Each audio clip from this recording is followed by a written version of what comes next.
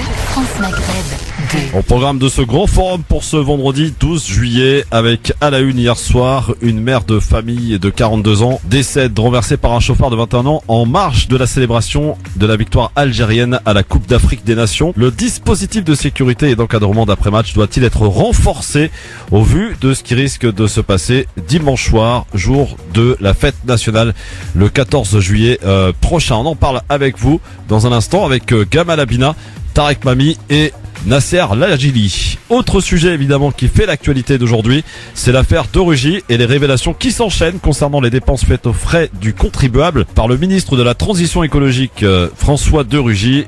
Doit-il démissionner? La question lui a été posée, il a répondu ce matin chez nos confrères de BFM TV et d'RMC. Nous ferons un petit tour par l'école Averroès pour savoir le palmarès du bac cette année, le taux de réussite tout à l'heure avec Amar Laspar. Restez bien avec nous, c'est parti pour le grand forum jusqu'à 18h, voire même, et oui, jusque 19h, puisque nous sommes vendredi, le grand forum du sport.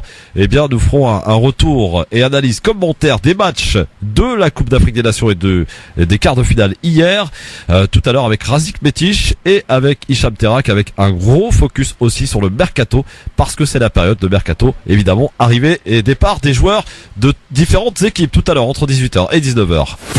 Le grand forum, le coup de cœur. Sur France Maghreb 2. LGF, le grand forum, merci d'être avec nous en direct sur votre radio France Maghreb 2. C'est vendredi aujourd'hui, nous sommes le 12 juillet et le 12 juillet. Eh oui, ça nous rappelle quand même une date un peu particulière. Le 12 juillet 1998, c'était la victoire de l'équipe de France. C'était la belle époque où finalement chacun vivait avec l'autre. C'était la belle période où on oubliait qu'on était arabe, noir, blanc, et on était tous ensemble pour célébrer cette victoire. Ce soir-là, c'était magique avec ce doublé de Zinedine Zidane et ce but, parce qu'on a tendance à l'oublier, de Emmanuel Petit. Le Brésil, eh bien, a été enterré ce soir-là, si je puis dire. 3-0 au Stade de France. C'était la fête et c'était l'explosion de joie avec plusieurs millions, et j'y étais, sur les Champs-Élysées sans aucun débordement, précisons-le. C'était magique. Mais nous sommes en 2019, les temps ont bien changé finalement. Salut Gamal. Salut. Comment ça va Gamal? Ça va très bien et toi? Bah oui, ça te rappelle des souvenirs? T'étais où le fameux 12 juillet 98? On a tous fait les fous à l'extérieur, comme Ouais, toujours. c'était magique hein. Ah, c'est extraordinaire. Et là c'est vrai, on oubliait que tu t'appelais Gamal. On Ouais, à oubliait ce moment-là, que on tu t'appelais faisait plus David. attention. Ouais, absolument, c'était beaucoup plus simple. Ou Souleymane. C'était beaucoup plus simple, Ouais. effectivement. Hier soir évidemment, il y a eu cette joie. Double joie avec cette victoire tunisienne 3-0 et cette qualification dans la douleur, Gamal, dans la douleur. Ah, oui. On a eu peur, on a eu très peur. Mhm. Mais finalement l'Algérie l'a fait à la suite et à l'issue des pénaltys. Et c'était douloureux, c'était intense, etc. Et on pensait que ça allait évidemment bien se terminer, c'est-à-dire la fête, effectivement, que nenni.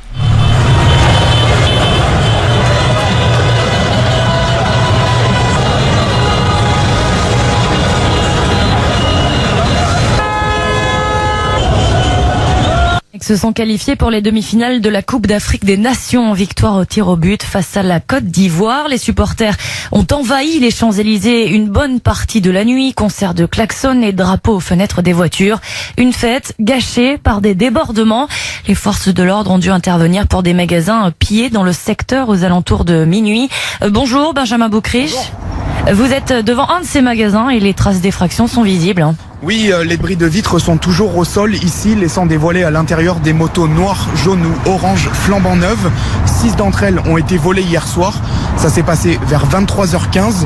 Au même moment, les forces de l'ordre faisaient usage de gaz lacrymogène sur l'Arc de Triomphe. Ces motos, elles ont toutes été retrouvées peu après dans le quartier et en bon état. En revanche, des gants et des casques à 800 € l'unité n'ont pas été retrouvés.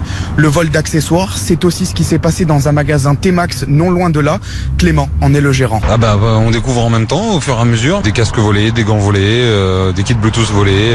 6 à 10 personnes qui sont rentrées dans le magasin. On va dire que comparé aux gilets jaunes, on est plutôt content de ce qui nous arrive. Mais c'est vraiment pour relativiser qu'on en est à se dire des choses comme ça. On a pris les bons réflexes, on sort les cartons, on range comme on a déjà fait. On prend des réflexes assez incroyables en 2019, mais on s'adapte. Alors le réflexe ici devant ce magasin de motos, ça a été de poster un agent de sécurité qui a veillé toute la nuit.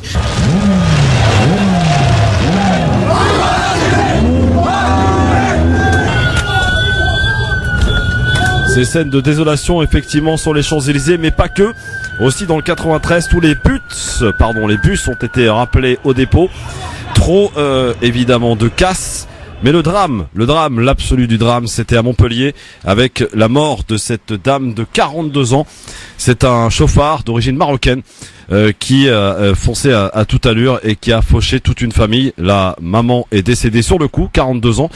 Le petit enfant, le bébé, le pronostic vital est engagé et la jeune fille de 17 ans a été également blessée. Alors, cette question aujourd'hui, évidemment, cette mère de famille de 42 ans décède renversée par un chauffard de 21 ans.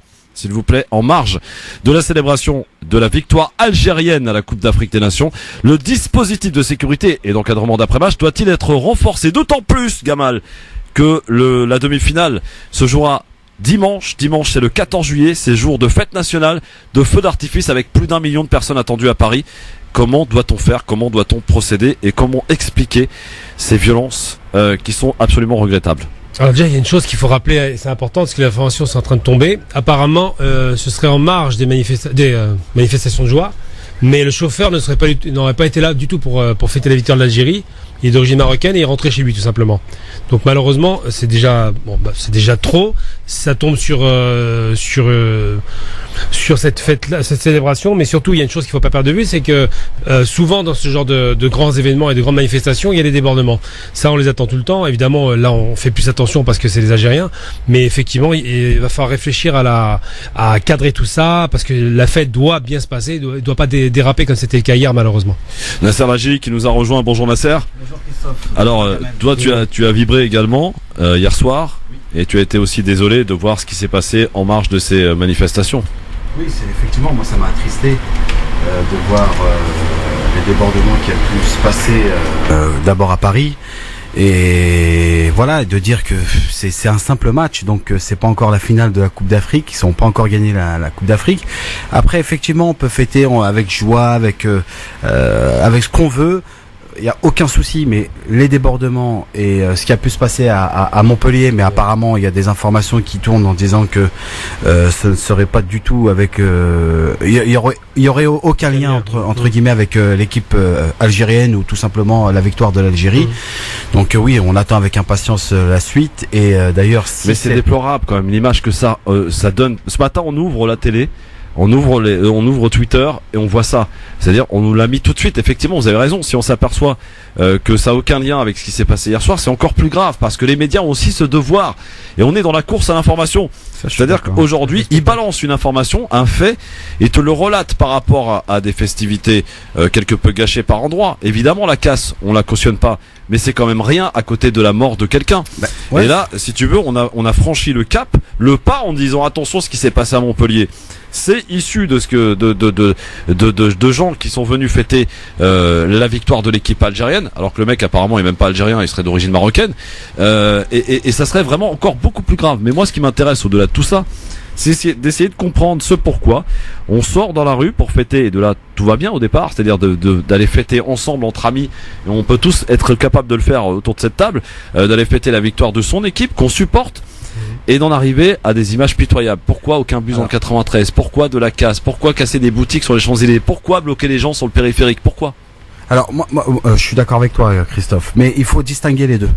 Pour moi, je vois des supporters, des gens qui sont là, des familles, des enfants, ce que j'ai pu voir hier, même dans ma propre ville.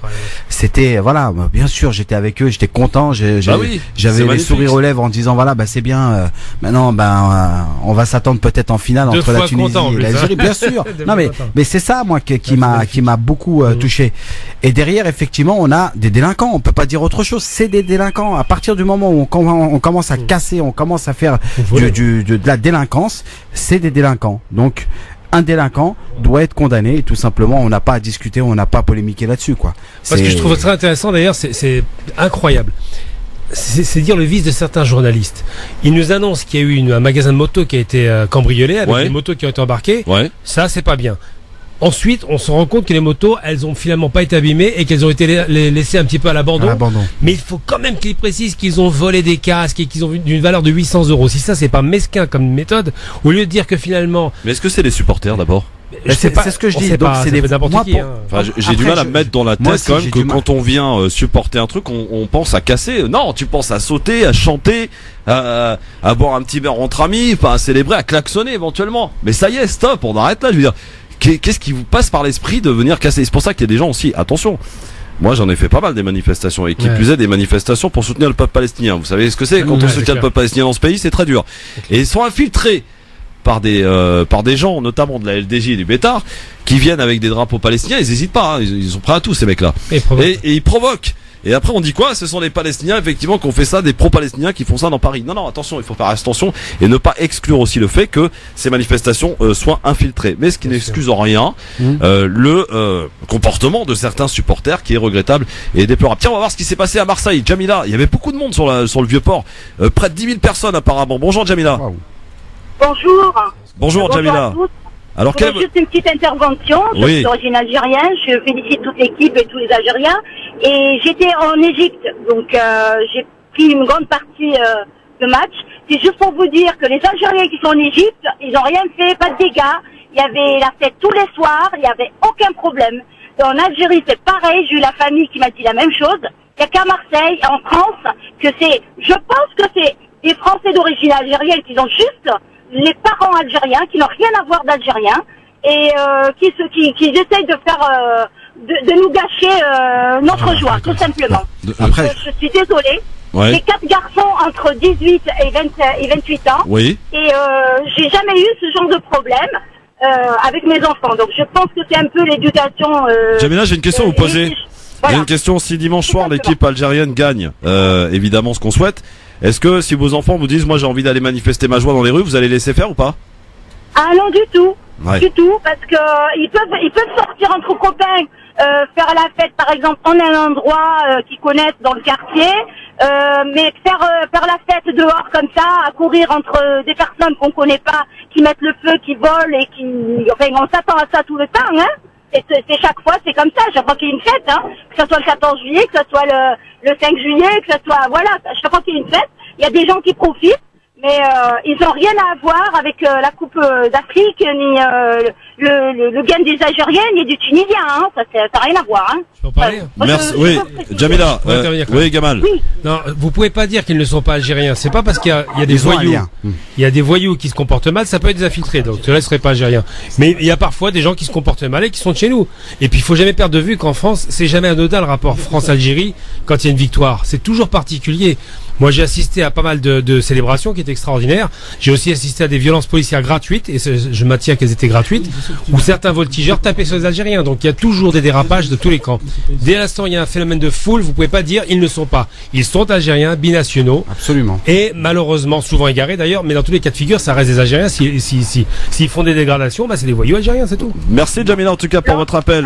Alors oui. Juste faire une petite parenthèse. Oui, vas-y pour votre parenthèse. Peut-être qu'ils sont algériens, mais je pense pas qu'ils aient l'éducation algérienne. Parce que moi, autant qu'algérienne et autant que j'ai beaucoup de mamans, des copines qui ont leurs enfants algériens, qui a une éducation, un encadrement par la famille, et je suis désolée. On n'a pas eu d'enfants qui ont été maltraités, ni ils ont traité d'autres personnes mal, ni ils ont été eux-mêmes maltraités. Je suis désolée. Bon, merci Jamila en tout cas pour votre appel depuis Marseille où il y avait beaucoup de monde, 10 000 personnes sur le Vieux-Port hier. Tarek Mami, bonjour. Bonjour Christophe, bonjour à toutes, bonjour à tous. Je tombe comme comment dire. Le sel sur le couscous pour ceux qui rajoutent le sel, c'est pas mon cas. C'est-à-dire, on va avoir un super débat sur une réalité qui est donc le comportement de nos jeunes qui sont français. D'abord, pour faire simple, et algériens ou tunisiens ou marocains. En deuxième lieu, parce qu'ils le sont par leurs parents. Ces jeunes qui sont nés ici, ils sont censés avoir une éducation comme tous les autres d'ici et de se comporter un minimum comme les jeunes d'ici, y compris ils peuvent devenir gilets jaunes. Pour être clair. Mais le fait de se revendiquer algérien le jour de la casse et pas algérien le jour où Le Pen insulte les Algériens, pour moi c'est pas des Algériens. Et je vous dis ça parce que ça me rajeunit. C'est un peu lourd quand même. Oui, non, mais j'y vais, Tariq. cher Christophe, et parce que je vous parle d'expérience. D'abord, dans ce fameux match du 8 octobre 2001, nous y étions. On a perdu des sous, France-Maghreb 2, puisqu'on a investi pour aller nous installer avec du matériel pour diffuser le commentaire en direct avec mon ami Feu Brahim Hasmaïl Al-Rahmou. Et on a fait quelque chose qui ne se fait jamais dans les stades. C'est-à-dire que le match s'est arrêté à la 71e minute. Et nous, on a fait 1 heure de commentaire derrière, tellement on était outrés de ce comportement. Deuxième chose, je le dis parce que j'étais à Marseille lors d'une grande victoire de l'Algérie, je sais pas si c'est la Coupe du Monde ou une autre coupe. Oui, moi aussi, en 2014. En 2014. Oui. Et le soir, il y avait plus de 15 à 20 000 jeunes Algériens et leurs copains. Parce qu'aujourd'hui, quand on dit Algérien, c'est Algérien, plus Tunisien, plus Marocain, plus tous les originaires de l'Afrique noire, plus tous les Portugais, plus tous les Espagnols, copains des Algériens. Et on met tout ça dans l'Algérie, c'est fait qu'il y ait 3 drapeaux et 10 000 personnes pour que ce soit des Algériens. Donc ça, c'est une nuance. Et 2 jours après, Le Pen devait donc passer en correctionnel à Marseille pour le fameux t-shirt où il avait écrit l'Algérie c'est Marseille, Marseille c'est l'Algérie. En tout cas, quelque chose qui était insultant. Le soir même sur le Vieux-Port, j'ai vu des jeunes, cher Christophe, qui distribuaient des tracts pour dire maintenant que vous êtes là, après-demain, venez devant le tribunal pour montrer à Le Pen qu'on rejette son comportement. Et j'ai été, moi, au tribunal 2 jours après. Il y avait les 15 qui distribuaient les tracts et il n'y avait personne d'autre. Donc, est-ce qu'on est algérien à vitesse et à géométrie variable? Quand on a vendu de trouver un exutoire, on devient algérien. Des fois, on manifeste très bien comme tous les autres et des fois on casse. Mais quand il faut aller défendre cette Algérie, il n'y a pas de truc. Je ne sais pas combien il y a eu de personnes qui sont descendues, mais on peut comparer au nombre de personnes qui sont descendues pour le Hirak en France. Tous les dimanches, tous les samedis, tous les vendredis, pareillement. Est-ce qu'il y a eu autant de monde? Non, il n'y a personne. Donc, comment on fait pour choisir d'être algérien dans certains moments et pas d'autres? C'est pour ça que moi, je rejoins notre auditrice. Aujourd'hui, j'ai décidé d'être facho pendant 2 heures. Et je le dis, donc comme ça, les choses sont claires et les auditeurs ne sont pas surpris. Vous allez avoir de la résistance, cher Tariq. Oui, mais c'est pas grave. Parce que vous, attendez, moi, il y a une première réflexion que je me fais. Je termine juste cette phrase. Et pour moi, ces gens ne sont pas algériens. J'aurais été ministre de l'Intérieur ici ou là-bas. J'aurais fait de la défiance, je vais être fasciste aujourd'hui, à tous ces jeunes, pour leur dire, moi, gouvernement algérien, je te reconnais pas comme algérien. Donc, comporte-toi comme un bon Algérien du Hirak d'aujourd'hui qui nettoie la terre, et là, je te donnerai 2 passeports. Je suis pas du tout d'accord. Moi non plus. Attendez, bouge pas, Gamal. Non, parce que, attendez, bougez pas. Juste, on va remettre de l'ordre. Parce que, Tariq Mami aime bien nous dire ici, et à juste titre, qu'il faut éviter de réagir avec émotion. Et là, ce que fait Tariq Mami, réagir avec émotion. Oui, et je l'ai écrit. Pourquoi? Non, mais pourquoi? Parce que moi, j'ai eu à peu près, pas jusqu'à l'heure de dire vous n'êtes pas algérien, mais j'ai eu, en tout cas, cette réflexion qui me dit, voilà, j'étais en colère ce matin. Et quand on veut au fur et à mesure de la journée, Tariq, on s'aperçoit d'abord que le truc de Montpellier, ça n'a rien à voir. Non, ce n'est pas encore fait. J'ai cherché les dépêches. Je n'ai pas trouvé des dépêches du procureur ou de la police. J'ai trouvé le correspondant des CNews qui n'écrit pas la même chose sur le site et je suis en train de chercher. En tout cas, le jeune homme est d'origine marocaine déjà, première chose. Non, mais voilà. Attendez. Et marocaine, algérienne pour le français moyen, c'est quoi? Non, mais d'accord, mais Tariq. Juste, aujourd'hui, on est dans l'émotion et après il faut être dans la réflexion. C'est un problème franco-français, Tariq. Non, mais Christophe, moi j'ai toujours été et je serai toujours dans la raison. Aujourd'hui, j'ai décidé de ne pas être dans la raison. Là, vous n'êtes pas dans la raison. Aujourd'hui, non. Aujourd'hui, j'ai décidé on le constate bien. de faire dans l'émotion et dans le fascisme pour dire y'en a marre. Nous sommes la communauté de Iqra, donc la communauté de la raison, et on a souvent tous, sauf moi aujourd'hui, dans l'émotion. Et donc c'est pour ça que je fais exprès. Alors pourquoi t'es pas d'accord, Gamal? Vas-y. C'est très simple. D'abord parce que il faut jamais perdre de vue plusieurs références. D'abord, ils sont algériens, qu'ils le veuillent ou non. C'est marqué sur la tronche, il n'y a pas à discuter. Je veux dire, on est algérien parce qu'on a une tête d'arabe, c'est tout. Ça, c'est la première des choses. C'est-à-dire, quand Le Pen il dit rentrez chez vous, ils ne feront pas de couleur. Ils ne regardent pas la carte. Mais surtout la question qui se pose. Et moi, j'ai eu un débat il n'y a pas longtemps avec quelqu'un qui a attiré mon attention, une femme d'ailleurs d'origine marocaine, qui m'a dit mais je trouve génial les polémiques sur le drapeau algérien. Pourquoi? Parce qu'elle dit finalement ça renvoie à la France sa non-acceptation de ces minorités. Elle dit intégrez-vous, mais on ne veut pas de vous. intégrez-vous mais restez dans les cités, intégrez-vous mais restez dans les ZEP, intégrez-vous mais ne trouvez pas de travail, intégrez-vous mais ne soyez pas français. Et eux, qu'est-ce qu'ils font? Ils ont fait les marcheurs, ils ont fait les intégrés, ils mangeaient du porc, ils se tapaient la bibine, ils se tapaient la française. Et à la fin, on les a jetés. Et en 90, quand il y a eu rien, c'est la vérité, je les ai vus, hein. Et j'en connais. On sent qu'il y a du vécu là-dedans. Tous mes copains étaient là-dedans. Ouais. Ils ont rêvé de ça. Sauf toi, évidemment. Ah bah non, évidemment. J'ai compris l'arnaque. Dès le départ. Il a compris avant les autres. Mais mon père était très politisé. Il m'a dit, écoute, tu seras jamais français. Voilà. T'as une carte française, y a pas de problème. T'es citoyen. La citoyenneté, je la revendique. Mais comment dirais-je, l'ancienneté, le passé historique, la profondeur, tout ça on n'a pas. C'est logique. Et qu'est-ce qui se passe aujourd'hui? En 90, c'est l'islam qui a pris le relais. C'est-à-dire que là où il y a eu un vide, c'est installé l'islam. Alors, en 90, on a fait installer l'islam à la place de la marche pour l'égalité. On l'a fait installer. Oui, d'accord, mais ça change rien. Non, ça change beaucoup. Oui, mais il y avait un socle. C'est qu'on le fait pas de force. Ah si. Si un réceptacle, c'est qu'il y a eu un échec de l'intégration. Non. Donc à partir de là aussi, on continuera parce que on va y arriver dans 2 minutes. Voilà, mais quoi qu'il en soit, c'est ça le débat qui m'intéresse. La réislamisation, c'est le fils en Algérie qui arrive en France. Non, en gros, c'est ça. Non, mon ami. Ça commence par ça. C'est 1983, SOS racisme, la marche pour l'égalité. Oui, c'est ça, mais ça, c'est conséquence de. Oui. Je parle en 90 quand le fils arrive en Algérie. Tous les Algériens qui viennent de là-bas donnent des cours aux Algériens de banlieue pour leur dire mais vous n'avez pas d'identité française, vous êtes musulman. Et là on bascule sur autre chose. Après dans les années 2000, ça s'est un peu apaisé. Il y a eu un recul de cette réislamisation politique, j'allais dire. Et qu'est-ce qui se passe aujourd'hui? Eh ben on constate encore une fois que cette 3, 4e génération, 5e génération, les premiers Algériens sont arrivés en 1920 en masse. Je parle pas d'avant. Il y a une première arrivée en 1905 à Marseille. Après 1920 ils arrivent en masse. 5e génération et on leur dit encore vous êtes issus d'eux, vous êtes fils d'eux. Alors évidemment les gars ils comprennent parfaitement qu'ils sont contrôlés par la police, qu'ils ne sont pas contrôlés parce qu'ils font une bêtise, mais parce qu'ils ont une tête d'arabe. Et ben quand ils sortent le drapeau aujourd'hui, c'est pas parce qu'ils sont algériens, ils vont pas en Algérie, ils ne connaissent pas du tout ce pays. Ils sortent un drapeau parce puisque je suis pas français, je vais les emmerder avec mon drapeau, je suis fier de mon pays qui n'est pas le mien. Et maintenant la responsabilité là je vous rejoins pas du tout sur un point, et vraiment pas du tout. Moi j'en veux à 2000% aux autorités algériennes de nous avoir foutus dehors de cette façon. Ils nous ont coupé tous les cordons. On n'a pas de banque algérienne, on n'a pas l'arbitrage des corps, on n'a pas la possibilité de faire nos vacances en Algérie parce qu'ils nous sabotent, ils nous maltraitent. On va au consulat, on est traité comme des chiens. Voilà ce qu'a fait l'autorité algérienne parce qu'elle avait peur de notre présence en Algérie, les 20% d'Algériens à l'extérieur.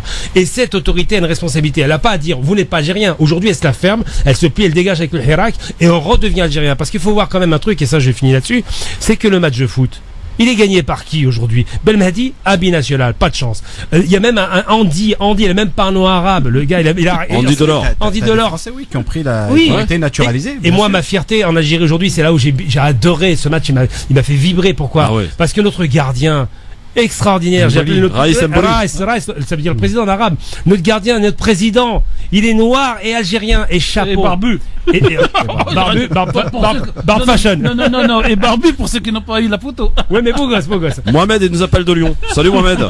Oui, salut, bonjour. Comment ça s'est passé à Lyon, Mohamed? Ça a été calme ou pas? Écoute, moi, on a fêté ça à la maison. On était à fond dedans, comme la plupart.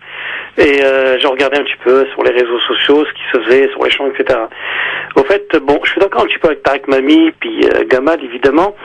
J'en étais sûr que ça allait faire la une des médias, surtout les radios, etc. Les soi-disant chroniqueuses par-ci par-là, les habitants, etc. Bref, vous les connaissez. Moi, je voulais juste dire un petit truc très court. C'est on pourra trouver toutes les raisons du monde, mais néanmoins l'éducation, pas d'éducation. Moi, j'en veux beaucoup à ces parasites, aux parents, les grands frères. Ils ont bloqué le périph'. Évidemment, il y a eu la personne qui est décédée, donc là, c'est très très très grave. Mais quand même, du côté de Paris, les gens qui ont bloqué le périph', qui ont cassé certaines vitrines, on les voit, les vidéos. On pourra trouver toutes les raisons du monde.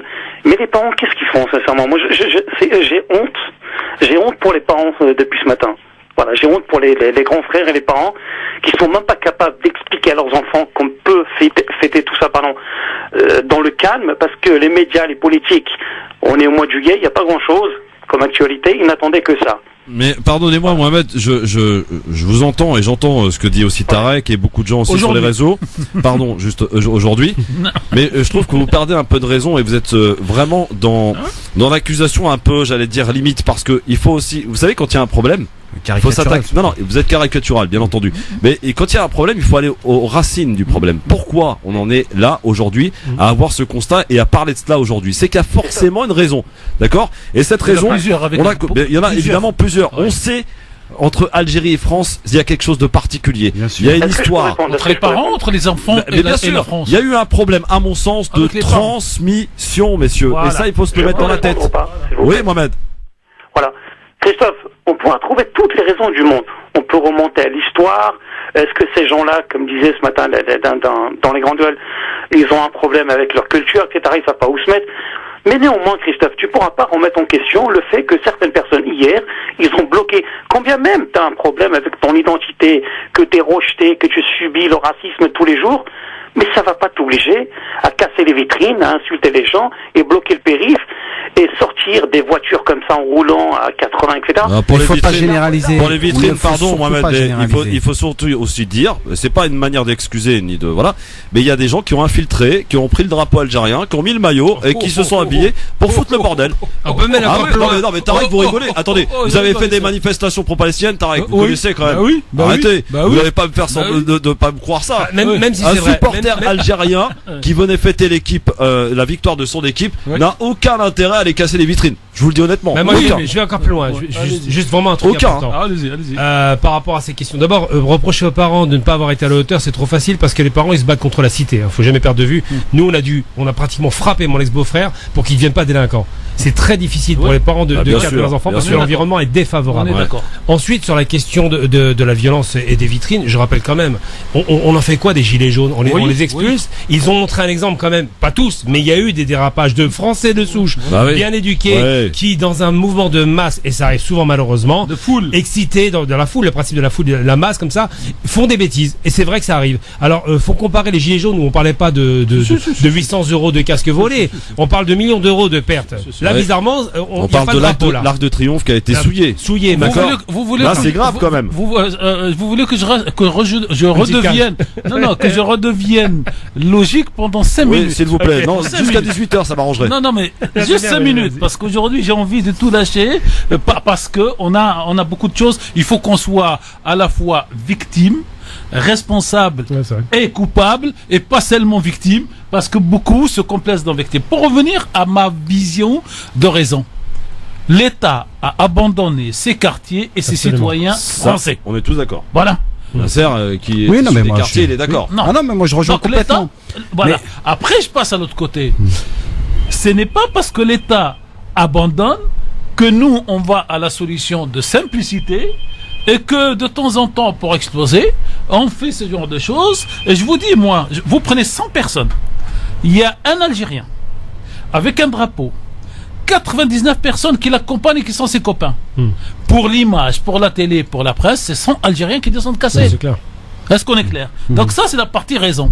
C'est pour ça que cette partie raison que je connais, que je développe depuis 30 ans sur cette radio, sur la thématique, que aujourd'hui je suis furieux, surtout si cette information de Montpellier va sortir comme une infox, une fausse information, c'est-à-dire que ça serait un accident de la circulation et pas un accident de circulation Lié. dans le cadre, Oui. non mais dans Oui, le oui. cadre de la célébration. Bien sûr. Parce qu'elle est indirectement dans le cadre de la célébration. On dit que le type voulait éviter une rue, il a pris une autre. C'est pas une excuse. Mais ce que je veux dire, c'est que nous, quelle image nous transmettons à nos enfants et aux générations futures pour leur dire, messieurs, vous êtes citoyens français.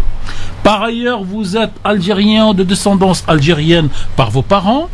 Par ailleurs, ou tunisien ou marocain. Par ailleurs, vous pouvez vous en revendiquer. Mais pour autant, il faut que vous soyez vous les meilleurs, parce que dans le Coran, meilleurs on dit, ambassadeurs. Je suis d'accord. le meilleur d'entre tous, dit le C'est Coran. clair, c'est bien. Et on voit le truc. Surtout que quand on voit comment ça s'est passé, en gros, la célébration, cher Christophe, hier en Tunisie, pas de casse. Non, En l'Algérie, Algérie, pas de casse. en gros, pas de casse. Et les gens ont nettoyé Égypte, comme pas de casse. Et en Égypte, pas de casse. Et surtout qu'aujourd'hui, après ça, c'est avoir un problème célébré, franco-français. non, après avoir célébré hier, on a refait du hirak du nouveau. Et pas de casse, ça veut dire que, est-ce que ça veut dire que les Algériens d'Algérie ont atteint un seuil de maturité? Et la question, je la pose à Gamal. Oh, c'est évidemment.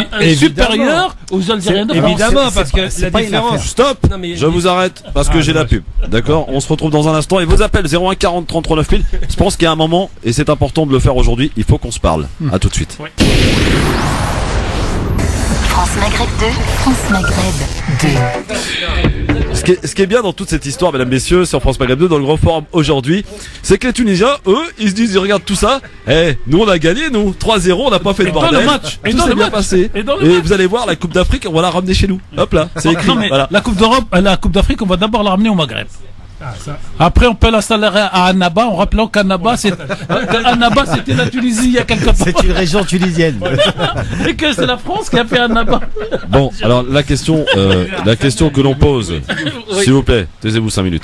La question qu'on pose aujourd'hui, c'est cette femme donc de 42 ans, décède renversée par un chauffard de 21 ans en marge. Alors, encore une fois, selon les informations qu'on a et qui peuvent être contredites au fur et à mesure du temps, des célébrations de la victoire algérienne à la Coupe d'Afrique des Nations. Le dispositif de sécurité d'encadrement d'après-match doit être renforcé. Parce que quoi? Parce que dimanche, il y a ces 2 demi-finales. Ça vous fait plaisir de m'écouter ou c'est on négocie qui va gagner la coupe en fait. On verra ça après. On verra aux on est au 14 juillet, c'est la fête nationale. Il y a plus d'1 million de personnes qui sont attendues à Paris. Il y a l'Algérie qui joue à 21h. On fait comment le bordel là? On gère comment? Et les gilets jaunes? Non, les gilets jaunes, oui, bon. Ils sont là aussi, ouais, ça va. Non, mais le dispositif doit-il être renforcé? Le dispositif d'après-match. On s'est demandé s'il y avait un état hier soir. C'est clair. Non mais franchement, on se pose la question. Est-ce que vous craignez pas dimanche soir des gros débordements?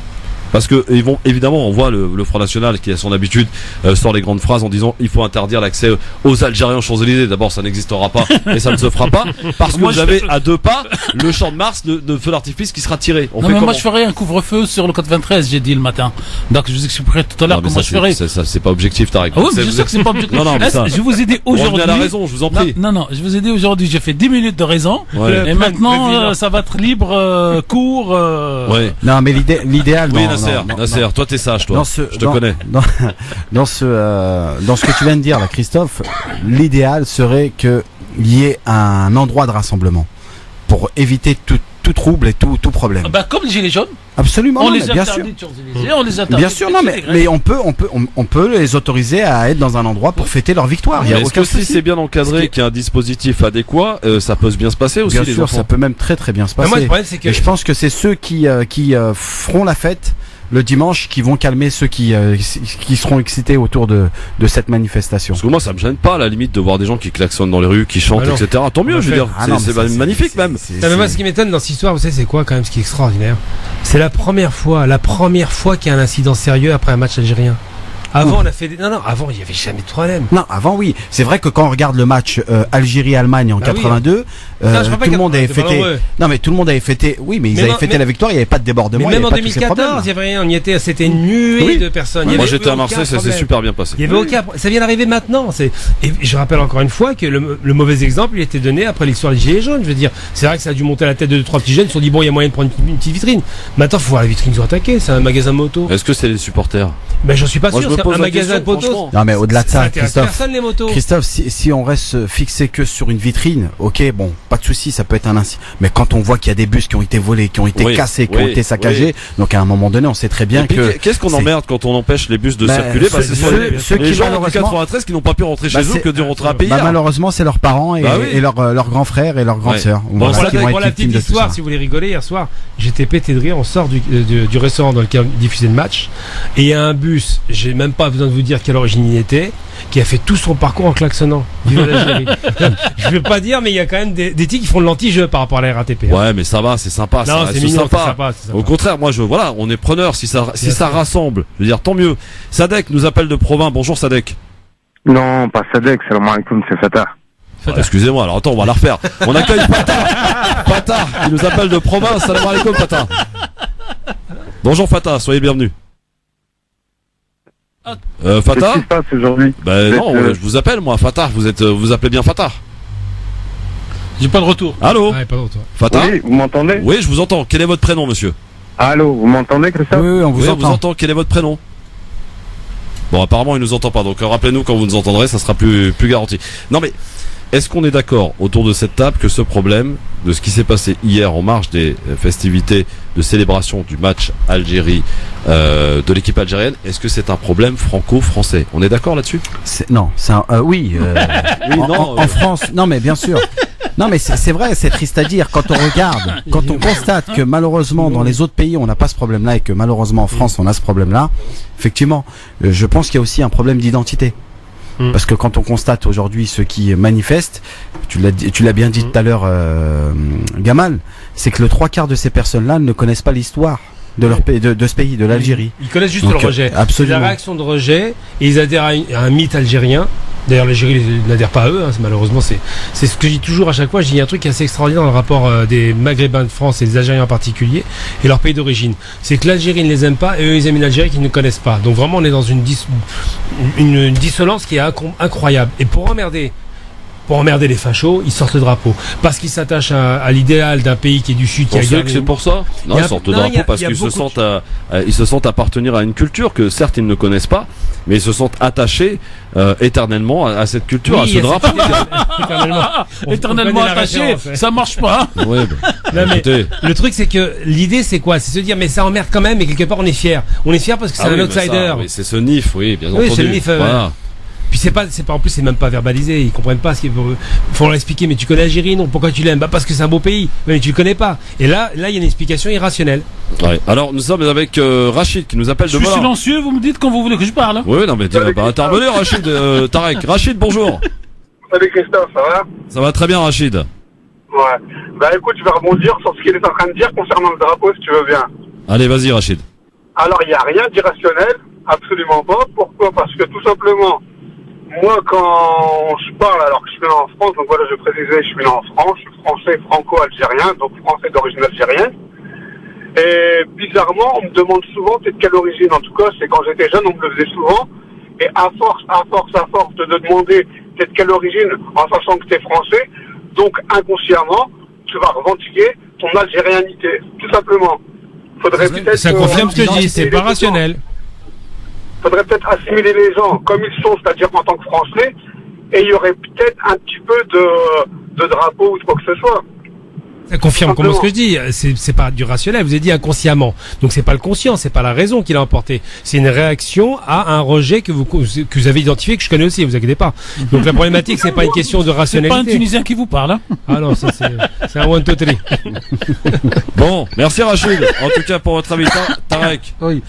Alors moi, franco-français ou pas le problème? Alors justement, c'est d'abord franco-français. Oui, d'accord. On est tous d'accord là-dessus. Oui. Et parce que de temps en temps, je vais faire de la raison, et de temps en temps, je vais faire comme des gens de banlieue.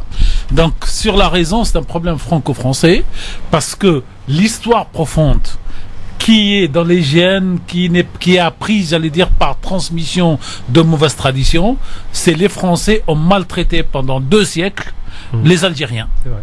Et moi, j'ai assisté à des scènes dans un grand hôtel à Alger où le serveur, cher Gamal, et vous êtes bien assis, s'est vengé d'un très grand journaliste français qui est venu à 7h15 du matin pour prendre son petit déjeuner. Moi, j'arrive vers 8h. Je vois le collègue que je connaissais assis dans le café. Je lui dis, qu'est-ce que tu fais? Il me dit, j'ai commandé, j'attends mon petit déjeuner. Le serveur algérien vient me voir, il me dit, qu'est-ce que tu veux? Je commande, 3 minutes après, j'étais servi. Je lui parle en arabe. J'ai dit, le monsieur là-bas, ça fait 1 heure qu'il attend. Réponse, nous on a attendu 132 ans pour l'indépendance, il va attendre 2 heures. Je lui dis, mais t'es sérieux? Il me dit oui. Je lui dis, ici je l'invite pour qu'il vienne à ma table. Ah, il me dit, s'il est à ta table, je le serve dans 3 minutes. Et j'ai appelé le collègue, j'ai dit, au fait, viens. Et là, il est venu, monsieur, avec tout sourire, qu'est-ce que vous... 3 minutes après, il l'a servi. Donc, il y a ce côté qu'on doit reconnaître sans négliger, mais sans qu'il soit explicatif. Il y a quelque chose qui dit, les parents, les grands-parents ont beaucoup souffert, donc si on peut se venger par une pichenette, ben on le fait. Oui. Et c'est pour ça que c'est un problème franco-français d'une manière beaucoup plus sérieuse et sociologique. Et sommes-nous responsables? Attendez que ça. Par contre, moi j'invite les politiques français et les salopards de commentateurs sur certains médias de retrouver les jeunes algériens, là je fais exprès, français à l'étranger, et comment ils se comportent pour défendre la France.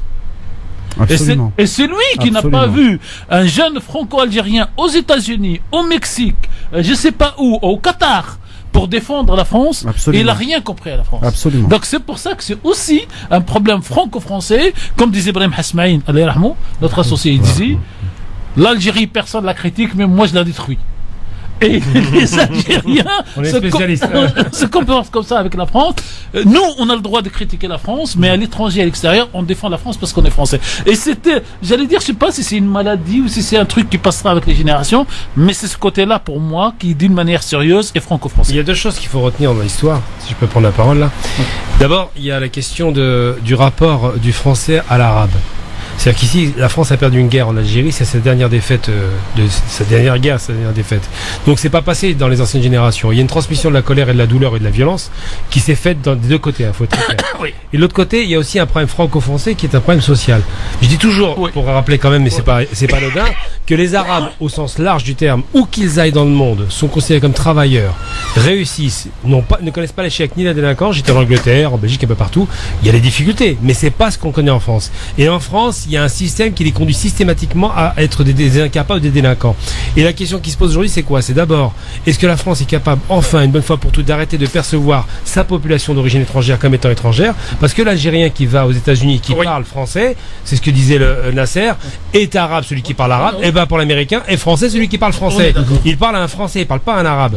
Donc ça en dit long sur la réalité de la soi-disant intégration, assimilation, n'importe quel mot qu'on voudrait utiliser. Alors moi, par exemple, j'ai représenté la France dans certains secteurs de médias, notamment la fameuse radio numérique, le DAB, il y a 10 ans, il y a 8 ans, il y a 5 ans, quand en France, c'était pas encore un sujet. Et quand j'arrivais pour prendre la parole, surtout au Canada, on me présentait comme le spécialiste français de la radio numérique en Europe. Et personne n'aurait eu à l'idée de dire qui est d'origine tunisienne ou qui est d'origine je sais pas quoi. Et à l'étranger, donc on est venu comme des Français qui parlent français et nous sommes des délinquants ou de réussite française. Amel est avec nous, elle nous appelle de Metz. Bonsoir Amel. Allô? Oui, bonsoir Amel. Allô? Oui, allô? Qu'est-ce qui se passe dans le standard là? C'est quoi ce truc là? Oui Amel, vous nous entendez? Moi je vous entends tous pas. Déchaînés aujourd'hui. Ah bon? Qu'est-ce qui se passe? Pourquoi on nous entend pas? Parce qu'on est déchaînés. Je vous entends. Allô? Vous m'entendez? Allez-y Amel, on vous écoute. Oui, donc en fait je voulais juste intervenir par rapport à ce que vous étiez en train de dire, enfin surtout par rapport à ce qui s'est passé hier en tant que Française d'origine algérienne. Qu'est-ce qui s'est passé hier? Ce qui s'est passé hier, c'est que j'étais quand même assez outrée et choquée de voir ce qui s'est... j'ai vu des images en direct sur Paris et franchement j'ai vraiment eu honte en réalité de ce qui s'est passé par rapport à... En fait on peut manifester sa joie, moi j'ai manifesté la mienne, mais sincèrement jeter des poubelles en plein Paris, monter sur les bus, bloquer la circulation, je suis pas convaincue que ce soit l'image qu'on attend de... En tout cas moi j'ai eu honte dans la mesure où quand je vois les manifestations depuis des mois qui se passent en Algérie et de toutes les manifestations qu'on a vues, on n'a pas vu ces images. Donc, sincèrement, je crois pas que ça nous serve grandement de faire ce qu'ils sont en train de faire. Malheureusement, je pense que c'est une infime partie de la population algérienne qui a fait ça hier. Et franchement, c'est désolant de voir ce type d'image. Rien à voir avec ce qui s'est passé par rapport à la famille endeuillée. Je sais pas ce qui s'est passé concrètement. On a dit que c'était un Algérien. Non, c'est pas un Algérien. Effectivement, apparemment, voilà. Mais même sans ça, en fait, c'est-à-dire que les images, moi, elles m'ont choquée hier, elles m'ont outrée, j'avais honte. J'avais honte de voir ce qui se passait sur Paris, j'avais honte. Comment on manifeste sa joie en balançant des poubelles partout? C'est cette image-là. Moi, j'ai honte. Pour moi, c'est pas respectueux. On peut manifester sa joie, mais sans pour autant tout dégueulasser comme ça. On peut manifester sa joie sans monter sur les bus. Bien sûr, on peut klaxonner, moi, je veux dire, il n'y a aucun problème avec ça, mais balancer des poubelles, monter sur des bus, bloquer la circulation, non, je suis désolée, je suis pas d'accord avec ce qui est fait, dans la mesure où, encore une fois, ça nous dessert concrètement. Et ça, enfin, je sais pas, ces images, moi, en tout cas, elles m'ont outré hier. On a bien compris. Ces images, elles m'ont outré. Merci Amel, merci de votre appel. Bonne fin de journée. Merci à vous aussi. Du côté de Metz, restez bien fidèle à France Maghreb, le grand forum. Et chacun peut... Mais c'est vrai que c'est ce qu'on lit, on entend, y compris dans la communauté aujourd'hui, ces images qui ont effectivement perturbé beaucoup de gens. Mais est-ce qu'il est temps de se poser aussi la question de notre responsabilité, la responsabilité de la communauté, si tant est qu'elle existe d'ailleurs. Est-ce qu'on a une responsabilité dans ce qui s'est passé, dans ce qui se passe régulièrement, et dans ce qui s'est passé plus particulièrement hier soir? C'est quand même très compliqué à expliquer. Si on avait la réponse pour calmer tout cela, ça serait très facile. Le problème, c'est que ça a l'air beaucoup plus compliqué. Il faut revenir un petit peu en arrière dans l'histoire. Moi, je suis pas garanti que finalement le fait de rapporter ça à l'histoire algérienne, puisque la plupart des jeunes qui étaient là hier soir, ils ont aucune connaissance de ce qui s'est passé. Donc je sais pas si c'est lié. Mais moi, je pense, et je remets ça, et peut-être que je me trompe. Encore une fois, on est là pour en débattre. Il y a eu un véritable problème de transmission. Et là, aujourd'hui, on en paye les dégâts. Alors d'abord, on va lancer non pas un message parce que c'est un message parmi d'autres. nous allons tous souhaiter, j'allais dire, deux choses qui sont contradictoires dans ma tête aujourd'hui. La première, c'est la victoire prochaine de deux équipes de l'Algérie et de la Tunisie dans leur demi-finale. Okay. Et je rajoute tout de suite derrière, en espérant à la fois une victoire et un comportement des supporters de la Tunisie, même s'il n'y a pas eu beaucoup de bruit, et des Algériens, puisqu'on va les appeler comme ça par simplicité, le 14 juillet. Parce qu'imaginez, le 14 juillet, minuit, tir des feux d'artifice, 23h30, le match se termine. Ils font une demi-heure pour arriver sur les Champs-Élysées. Il y a 1,5 million de personnes qui regardent ce spectacle. Comment vont tourner ces voitures, algériennes, tunisiennes, je sais pas quoi, avec les drapeaux? On va les bloquer où? Est-ce qu'il va y avoir des bagarres entre ceux qui viennent profiter de la fête? C'est ça la hantise. Ça c'est une hantise qu'on partage tous. Voilà. Pour le coup. Je crois que la grosse peur c'est pas tellement ça. Ils ont peur de ça, mais ça c'est plus du spectacle. Ce qui leur fait vraiment peur, c'est l'arrivée des gilets jaunes qui se combine avec le 14 juillet, qui se combine avec les festivités. Oui. Et il y a un cumul de manifestations toute la journée. Il y a vraiment, pour le coup, ça va être vraiment explosif. Les gilets jaunes c'est dimanche soir. Non, c'est dimanche. Ils font samedi et dimanche. Et dimanche, ils sont déjà 12 000 à confirmer, 90 000 à avoir l'intention d'y aller parce qu'ils parlent de la prise de la Bastille, une nouvelle prise. Donc on est sur quelque chose qui est quand même un petit peu explosif. Hein. Et la police française n'est pas inquiétée. Enfin, j'ai vu sur toutes les dépêches, ils sont plus inquiétés. Non, mais ils sont plus inquiétés par les gilets. Oui, gilets jaunes. Alors, non, mais parce que vous savez aussi, non, mais il y a toutes les festivités. Parce qu'il sera plus facile de taper sur les jeunes de banlieue à coups de bâton pendant 15 minutes au début pour régler le problème que de taper pendant 15 minutes sur les gilets jaunes. Non, mais les gilets jaunes, ils verra pas avec la population. Mais c'est même pas ça. C'est qu'en plus dimanche, avec toutes les festivités qu'il va y avoir sur Paris, je pense que les policiers n'auront pas assez d'effectifs. Donc entre les gilets jaunes, la victoire algérienne qu'on souhaite, exactement, plus les célébrations, le feu d'artifice, etc. Le 14 juillet, donc tout ça fait quand même un peu peur dans. Après, il y a quand même le Sénégal et le Nigeria qui sont pas très nombreux en France. Si c'est qui emporte la victoire, le problème se pose plus. Ah oui, bah ça je suis d'accord. Ça, je suis d'accord. Ouais, mais attends, t'es pas à l'abri d'Algériens qui descendent pour manifester leur colère. Non, ils expriment jamais leur colère. Bon bah tant mieux. Alors donc les pachos aujourd'hui. Gamal. Il y en a plein de gens qui souhaitent la défaite de l'équipe algérienne. Alors, espérer la défaite de l'équipe d'Algérie et de l'équipe de Tunisie. Pas les teams. Moi, je veux la finale. Ou alors on demande à la FIFA de faire jouer les matchs le lundi au mardi. Non, c'est en Égypte. Ça marche pas comme ça. Non, mais non. Ils veulent pas savoir. On a un problème franco-français qu'on doit régler ici. Abdel est avec nous. Bonsoir Abdel. Bonsoir à tous. Moi, je suis d'accord. Je condamne. C'est une honte. Mais ne faisons pas de ces événements et de cet événement un événement exceptionnel. C'est le foot dans sa totalité qui est comme ça. Et je vais vous rappeler des faits beaucoup plus graves. Et ce qui vient de se passer hier, c'est de la gnognotte, à part cette femme qui est morte, mais ça n'a rien à voir. Rappelez-vous de ce Français de confession juive qui a failli se faire massacrer par les supporters du PSG ou un autre club, et c'est un policier noir qui l'a abattu. Alors, ça c'est extrêmement grave, c'est arrivé en France, dans notre pays, des hooligans en Turquie, ailleurs, qui se battent, qui cassent tout, des Anglais en France aussi qui viennent, qui cassent tout. C'est pas que les Algériens, c'est le foot dans sa majorité qui est comme ça, et que ne faisons pas de cette chose qui vient d'arriver quelque chose d'exceptionnel. Les services secrets français ont travaillé lourdement pour interdire la plupart des hooligans français à venir dans les stades de foot. Beaucoup sont interdits aujourd'hui. C'est un virus qui touche le monde du foot. Et on veut nous faire croire que c'est que les Algériens ou les Arabes qui foutent le bordel. Je sais que les médias français ont été énormément vexés de la violence des gilets jaunes, et que pour rattraper ces fameux gilets jaunes, il va falloir beaucoup d'Algériens, beaucoup d'Arabes pour les rattraper dans tout ce qu'ils ont fait. Et à chaque fois qu'il y a un petit Algérien qui pète de travers, et bien actuellement vous avez les RMC qui se ramènent, et je suis bien content de m'être foutu de la gueule de Monsieur Bourdin. Voilà. Bon, merci Abdel. Juste Christophe, si vous pouviez nous rappeler ou nous préciser ce qu'a dit ces jeunes sur cette bagarre entre juifs, skinheads et policiers français noirs. Parce qu'il y a eu un problème en marge d'un. Je sais pas d'ailleurs si c'était une confession juive. Mais c'était un match entre le PSG et. On s'en fout qui d'autre. Le Maccabi Tel Aviv. Voilà, effectivement. Et il y a eu effectivement des supporters des ultras de Boulogne qui se sont attaqués à un des supporters de cette équipe israélienne. Et effectivement, il y a eu un mort. Voilà. C'est le policier noir, je m'en c'est le policier noir qui a tiré sur le skinhead. Absolument. Non mais Parce que Ce qu'il faut rappeler, c'était dans un stade. Oui, Non, c'était pas dans un stade. C'était en dehors du parc. C'était à la sortie du stade. il faut jamais oublier une chose. Moi, ça me fait rigoler parce que c'est vrai que là, il y a le coup de l'émotion. Maintenant, on va descendre un petit peu d'un ton. C'est vrai, mais c'est vrai, vous avez raison. Mais en vérité, il a raison, notre supporter. notre auditeur. Notre auditeur, mais supporter algérien, ça c'est gentil. Il a raison, l'auditeur, sur une chose. Le stade Ezel en Belgique, c'est quand même des skinheads. On est dans la sauvagerie. Il y a eu quand même 76 morts, si je ne me trompe pas. Et là, c'est gratis. Ensuite, surtout, il faut se rappeler. Il y a eu la même chose en Corse, mais c'était aussi une bagarre entre deux. Voilà, avec l'effondrement. Et ensuite, il faut se rappeler un truc important. Et là, c'est pour les Tunisiens que je parle. Quand les Anglais sont venus massacrer les Tunisiens à Marseille, quand il y a eu le match de Coupe du Monde, et que l'équipe d'Angleterre attaque la Tunisie, et que les skinheads commencent, enfin, les hooligans, et que ce sont les quartiers nord de Marseille qui viennent sauver, donc les Algériens qui viennent sauver les malheureux Tunisiens qui venaient supporter un maigre. C'est gravissime. Ça, on oublie ça. Non, c'est en 98. Je me rappelle aussi d'un problème entre Russes et Angleterre. Angleterre.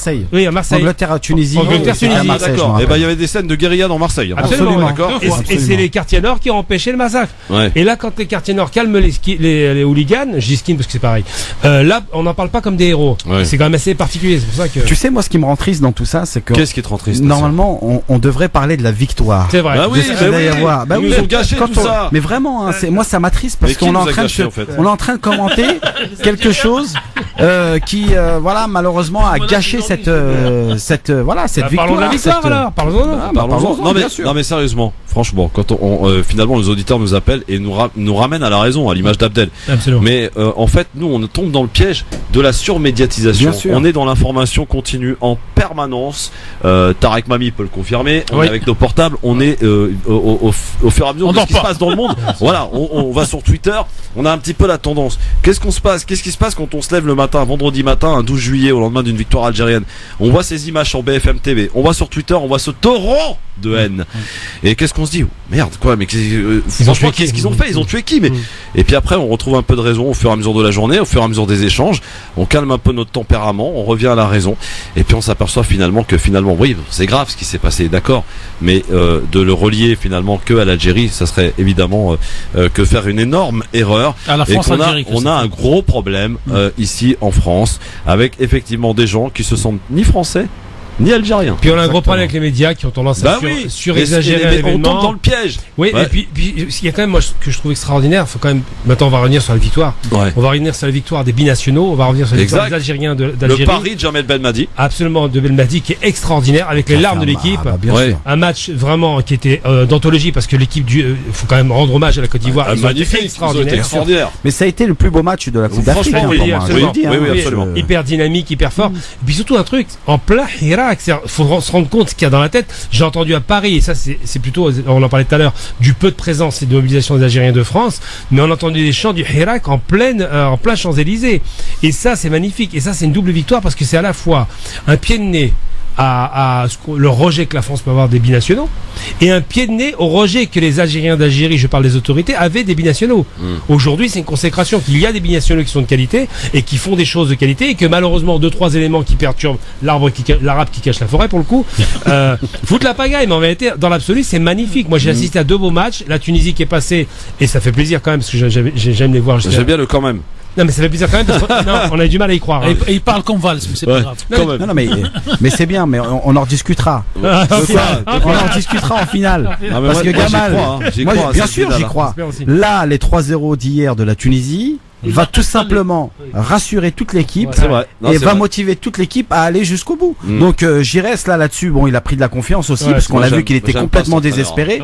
Ouais, mais il était désespéré, mais quand même là, on peut dire ce qu'on veut, mais il les a quand même emmenés en demi-finale. Après, ça reste quand même que Madagascar. Non, mais justement, il y a plus de petite équipe. Non, Gamal va plus vite que la musique. Le coup de génie de Giresse dans cette Coupe d'Afrique, c'est le gardien. C'est le gardien. Ah oui, extraordinaire. Je le trouvais excellent là-dessus. Et il a raison. Il a raison. Parce que le gardien était blessé, n'était pas concentré. Absolument. Et le deuxième, on voulait. Et il est parti 5 fois du bon côté de la balle. Exactement. Et c'est extraordinaire. Mais stratégiquement, je pense que s'ils l'ont mis, c'était pas pour rien. Mehdi nous appelle de Paris. Salut Mehdi. Fais-toi une place. Salut Mehdi. Et il est algérien, Mehdi. Bonjour l'Algérien. On s'en fout de ce qu'il Non, mais exprès. Je fais exprès. On demande pas la nationalité. Non, mais aujourd'hui, j'ai fait exprès, je vous dis. J'ai demandé l'autorisation. Je Je suis algérien et tunisien aujourd'hui. Voilà. T'es pas français? T'as oublié quelque chose. T'es pas français, Mehdi? Aujourd'hui, je suis pas français, non. T'es pas français? Ah oui. Non, aujourd'hui, non. Non. Avec ce que je vois de nos compatriotes, nos confrères compatriotes, ce qu'ils nous envoient dans la tronche, excusez-moi du terme, non, aujourd'hui, je suis pas français. Je le serai demain. D'accord. Et pas le 14 juillet. Inch'Allah. Voilà, je le serai le 14 juillet, exactement. Non, en fait, je voulais revenir sur tout ce qui se passe là. En fait, moi, je suis parti par curiosité hier à Barbès, et en fait, je me suis rendu compte qu'il y avait pas que des Algériens. Il y avait des Chinois. Il y avait des Français. Des Chinois. Il y avait des Maintenant, on va les appeler les Algériens de co. Les Algériens et leurs copains. Non, mais j'ai rien compris. Il y avait des Renois, il y avait des Chinois, j'ai pas compris. Alors, je me dis merde, qu'est-ce qui se passe? Et après, je me dis merde, mais peut-être qu'en fin de compte, tu vois, en fait, ce drapeau, cette équipe d'Algérie, ou ce drapeau, ici en France, pour les jeunes en France, on manque de représentativité. On est inexistant. Exact. On est oublié. Exact. On est masqué. On fait tout pour nous étouffer. Et aujourd'hui, un grand jour comme celui-là, eh ben, on est représenté. Mais on est représenté à notre manière parce qu'on n'a que ça. Ouais. Excellent. Merci Mehdi, Non, merci. Excellent. Merci beaucoup Mehdi. Dans un instant, en tout cas, tout ça, ça arrange bien les affaires de quelqu'un en particulier. C'est François de Rugy. Ah bah ça. À tout de suite. France Maghreb 2, France Maghreb. Le Grand Forum, merci d'être avec nous, avec aujourd'hui Gamal Abina, avec Nasser Laji, Tarek Mami, qui sont avec nous, avec cette question du jour que l'on vous pose. Une mère de famille, donc de 42 ans, décède renversée par un chauffard de 21 ans en marge de la célébration de la victoire algérienne à la Coupe d'Afrique des Nations. Le dispositif de sécurité d'encadrement de l'après-match doit-il être renforcé? C'est la question que l'on vous pose, et vous êtes 94% à dire oui sur Facebook, 74% sur Twitter. Le Grand Forum FM2, oui, renforcé, absolument. Voilà, alors on en a évidemment largement parlé avec vous au standard, avec nos débatteurs. Maintenant, il y a une autre affaire qui agite l'actualité aujourd'hui. Autre sujet qui fait l'actualité, c'est l'affaire de Rugy et les révélations qui s'enchaînent concernant les dépenses faites aux frais du contribuable par le ministre de la Transition écologique, François de Rugy. Est-ce qu'il doit démissionner? C'est la question qui lui a été posée ce matin sur RMC au micro de Bourdin. Non, je n'ai absolument pas de raison de démissionner. Je l'ai dit au Premier ministre qui ne me l'a absolument pas demandé, d'ailleurs. Y avez-vous pensé? Forcément, on peut penser à en fait tout abandonner. Je vais vous dire, quand on est dans ce cas-là, quand on est attaqué matin, midi et soir, que tous les jours sortent des nouvelles choses qui sont fausses, eh bien évidemment, on peut avoir envie de rester chez soi.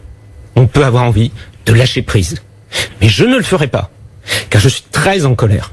Quand je lis un article qui prétend que j'occupe un logement social, jamais de toute ma vie je n'ai demandé un logement social. J'ai loué un logement suite à une séparation. Je n'ai jamais profité indûment d'un logement social. Et je lis ça dans un article. Je donne toutes les preuves à Mediapart. J'ai gardé toutes les emails, tous les échanges d'emails avec l'agence immobilière à qui j'ai loué ce logement. Alors, eh bien, c'est comme si je n'avais rien dit. On continue à raconter que j'aurais profité, que je profiterai encore aujourd'hui d'un logement social. Je donne toutes les preuves. Mais à quoi ça sert? Ça veut dire il y a une machine qui est lancée pour m'attaquer. Il va y avoir, je veux dire, aujourd'hui, demain, il va encore y avoir d'autres attaques, forcément, puisque maintenant on en est à inventer des choses. François de Rugy, vous l'avez entendu, quasiment au bord des larmes. Ce matin au micro de Bourdin, c'est vrai que les révélations de Mediapart sont terribles. Logement social, on parle aussi de plein d'autres choses, de dîners gastronomiques absolument effarants du côté de l'Assemblée nationale, avec également un sèche-cheveux. J'ai vu un sèche-cheveux en or, je sais pas quoi là. Bref, est-ce qu'il doit démissionner? Question, pourquoi il a fait démissionner son chef de cabinet? Dites-nous. Ah ben, il a fait démissionner son chef de cabinet. Parce qu'elle avait un logement social. Qui est préfet. Exactement, et qui était vide. Qui avait un logement social, qu'elle payait, et comme elle explique, c'est pas pour justifier, mais comme elle était nommée d'endroit en endroit, elle a fait le choix de garder ce logement social qu'elle payait pour que le jour où on la déplace d'un endroit à un autre, elle ait où dormir. Et lui, il lui dit, ça se fait pas, et il exige qu'elle démissionne. Et elle a démissionné. Alors, quand on veut, pour moi, être monsieur moral envers les autres, il faut commencer par être moral envers soi-même. Et il faut commencer par dire, aujourd'hui, le ministre et son chef de cabinet, on leur reproche des choses qui font quelque chose, ils démissionnent. Je rappelle que monsieur Bayrou, que je ne porte pas tous les jours dans mon cœur, a démissionné parce qu'on a sorti qu'il était soupçonné d'utilisation de l'argent donc de l'Europe pour d'autres tâches. Donc on doit appliquer ça doit faire pour tout le monde frissonner Itache. Ce qu'on appelait à l'époque, il y a quelques années, la jurisprudence Balladur. Balladur a été Premier ministre. Il a dit, messieurs, ceux contre lesquels sort un article de presse, ils démissionnent. Et le jour où il gagne son procès, si on est encore au gouvernement, il revient à la place. Je ne veux pas de soupçons. Et aujourd'hui, les gens disent, oui, mais pas elle, oui, mais pas moi. Donc, il doit démissionner pour moi. D'autant plus qu'il n'a rien à voir avec les écologistes et que lui-même a été opportuniste à plusieurs reprises de sa vie politique. Voilà. Moi, alors, je rejoins complètement ce qu'il vient de dire Monsieur Mamie. Effectivement, moi de Rugy, j'y crois pas une seconde. Alors si effectivement il y a du mensonge, qu'il aille porter plainte. Non, mais qu'il aille porter plainte. Qu'il aille porter plainte pour diffamation et point barre. Est-ce qu'on peut parler du rôle de Mediapart aussi qui n'hésite pas à surenchérir à chaque fois? Il faut qu'il attaque tout simplement. Et je terminerai juste sur un truc. Excuse-moi Gamal.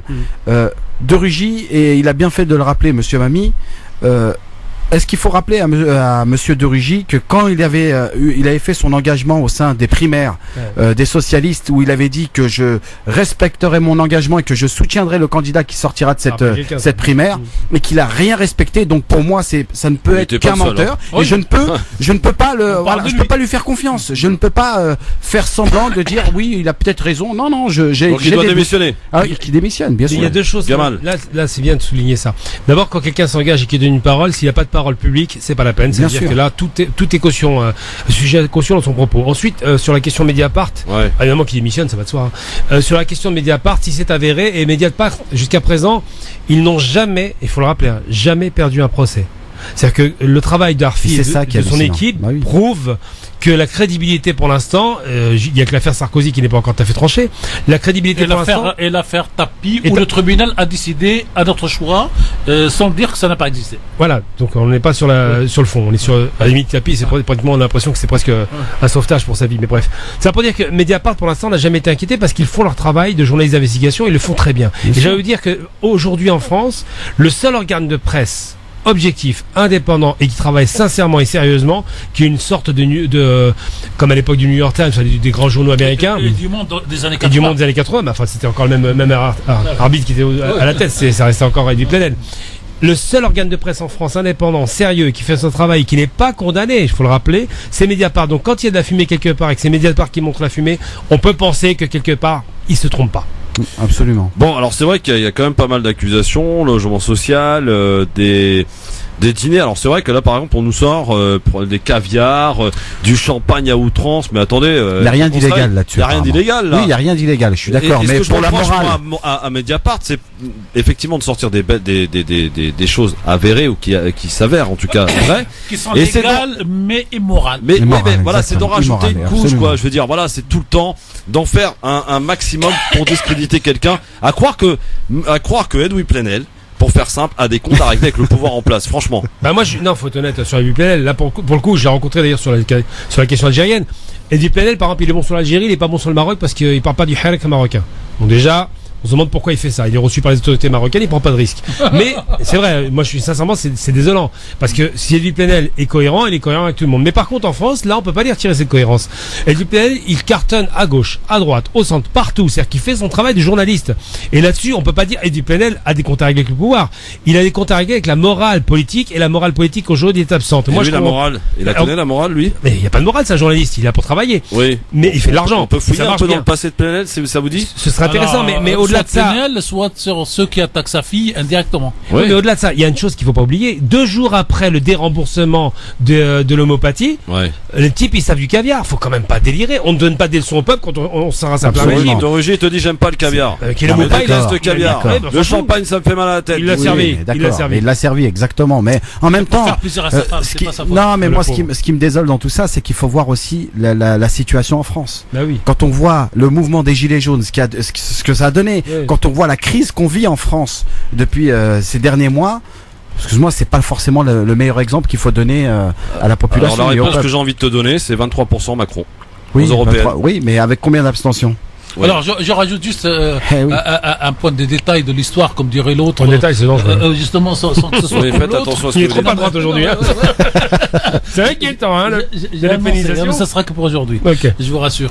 À un certain moment, donc, il y avait une absence de présidence de l'Assemblée nationale française. Et on devait nommer un président intérimaire. Et il y a le mari de Madame Alliot-Marie qui s'est présenté au poste. Et je vous rappelle que pour l'histoire, on lui dit OK à une seule condition. Vous savez laquelle la condition? Non. Vous touchez pas à la cave du vin de l'Assemblée nationale parce que c'est devenu une tradition. Le mec, dès qu'il arrive, président de l'Assemblée, la première chose qu'il fait, il va visiter cette cave et choisir les moutons Rothschild qui sont encore là pour les consommer à la première occasion. Donc celui-là, je vois un dressing à 17 000 euros. Est-ce que franchement, il y a peut-être pas moyen de mettre en place des sociétés dites privées qui pourraient faire l'évaluation et trouver des entreprises qui soient capables de faire des travaux à des prix raisonnables quand même. Un dressing 17 000 euros, excusez-moi, c'est plus un dressing à ce prix-là. Non, c'est un château. Non mais voilà, et tout ça, c'est vrai que la coupe politique, le politique en prend un coup à chaque fois. Je veux dire, ces gens qui viennent nous rappeler, nous faire la morale, et les donneurs de leçons à longueur de médias et d'interviews perdent leur crédibilité totale. Je veux dire, Macron aujourd'hui, il doit être mal quand il voit tout ça. Franchement. Qu'est-ce qu'il va pouvoir dire aux Français? Je veux dire, quand on voit que dans son gouvernement, t'as des gens aussi, et c'est peut-être pas le seul de Rugy, il y en a plein d'autres aussi, qui profitent effectivement de notre argent. Mais ils sont complètement dépassés, dans des pays scandinaves, pour une sucette achetée, tu démissionnes, mon vieux. Voilà. Alors après, c'est peut-être aujourd'hui. La femme la plus puissante d'Europe. Non mais voilà. La femme la plus puissante d'Europe, qui malheureusement est malade aujourd'hui. Oui. Bien qu'elle raconte des histoires. Elle ne l'a fait à Mitterrand. Mais bref, dans tous les cas de figure, Madame Merkel. Si vous connaissez sa vie, c'est extraordinaire. D'abord, elle vient de l'Est, c'est une berlinoise de l'Est, donc c'est une ancienne coco. Fille de prêtre. Absolument, fille de prêtre. Elle n'a pas eu d'enfant, je crois, il me semble. Mais surtout, ce qui est particulier chez elle, c'est qu'elle vit dans un tout petit appartement à Berlin.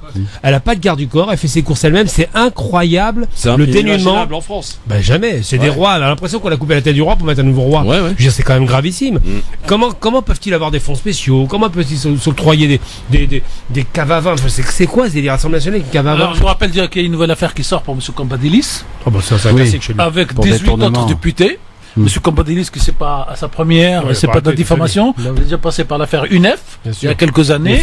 Et puis eux, ils utilisaient l'argent, la fameuse argent pour payer les permanences politiques. Ils partent en voyage ou ils achètent des voitures et il dit j'ai pris un peu d'argent. Lui ou quelqu'un d'autre, un peu d'argent pour compléter l'achat de ma voiture. Le pauvre. Alors que dans les pays nordiques, cher Christophe, vous allez à l'hôtel, vous payez avec carte bleue, vous vous faites rembourser en vous disant, selon les conditions, c'est un hôtel 2 étoiles, 3 étoiles ou 4 étoiles. Si vous on invitez, n'a pas cette culture, nous. Non, mais si vous invitez le ministre de l'autre pays, vous allez dans un hôtel tous les deux. Là, vous avez droit à 4 étoiles. Parce qu'en fait, vous avez un invité étranger. Sinon, dans tous les cas, c'est une espèce d'ibis. C'est le maximum. Vous voulez prendre le 4 étoiles, le 5 étoiles, vous payez la différence. Mais Macron avait même promis d'ailleurs de réduire le nombre de députés et de sénateurs. On attend toujours. Oui, mais on attend quoi, la fin du mandat? Non, mais ça viendra. Donc, ça viendra. Ça, on attend de voir. Hein. Non, il fera pas. C'est ce qu'il avait dit Hollande pour le droit de vote des étrangers. Tarek, je sais que tu seras pas d'accord avec moi, mais depuis cette histoire Benalla et les Gilets jaunes, le quinquennat de Macron est terminé. Voilà. On en parlera pour l'élection prochaine. Il pourra rien faire, c'est Non, fini. il sera reconduit, c'est sûr. Peut-être qu'il fera des choses quand il sera réélu, s'il est réélu en 2022. Non, il sera reconduit Mais jusqu'en 2022, c'est fichu. Non, le chômage recule, il va gagner. Oui, J'ai bien sûr. aucun doute sur sa réussite. Oui. Il s'est maintenu avec une Non force mais quasiment. attends, t'as pas compris ce que je t'ai dit. Il y a une différence entre effectivement une réussite et une marge de manœuvre. Il a plus aucune marge de manœuvre aujourd'hui. Vous savez que moi je l'appelle le magicien depuis ces élections. C'est vrai. Et je dis le jour où pour moi il sera plus magicien, je dirais ici à l'antenne qu'il n'est plus magicien. Pour le moment il est magicien et même le journal Le Point lui rajoute un titre, le funambule. Ouais, Est-ce que c'est qu'un funambule? Oui, absolument, il est toujours sur le fil. Il tombe ni à droite ni à gauche, il continue à avancer. Oui, c'est un magicien qui arrive à avoir une situation sociale des pays dramatique aujourd'hui dans ce pays, à mettre plusieurs milliers de personnes dans les rues. On ne le glorifie pas. Mais sociologiquement, j'attends le livre. Ça n'empêche pas qu'il est intelligent et qu'il est... En termes de stratégie, il est coupé de la réalité, Macron. J'attends les livres qui nous expliquent sociologiquement comment un type, un président de la République, avec les gilets jaunes tous les vendredis, se retrouve à égalité se trouve au même degré au nombre de députés à 23% aux européennes. J'attends l'étude sociologique.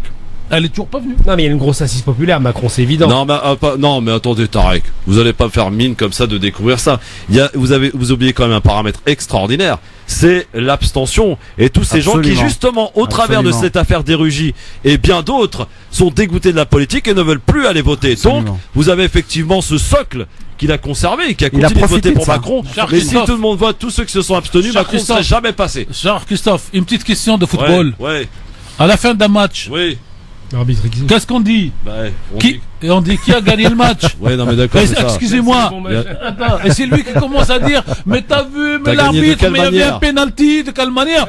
On s'en fout. En politique comme en sport. Prendre en considération, Tarek, sinon ça n'a pas lieu dans votre analyse. Il faut prendre tout en considération. Mais en sport comme en foot, pour beaucoup de gens, l'essentiel, c'est le résultat en arabe et en tunisien. On dit el abra ben natèche. Mais j'ai envie de dire, Macron, Trump, ils gagneront tous les deux.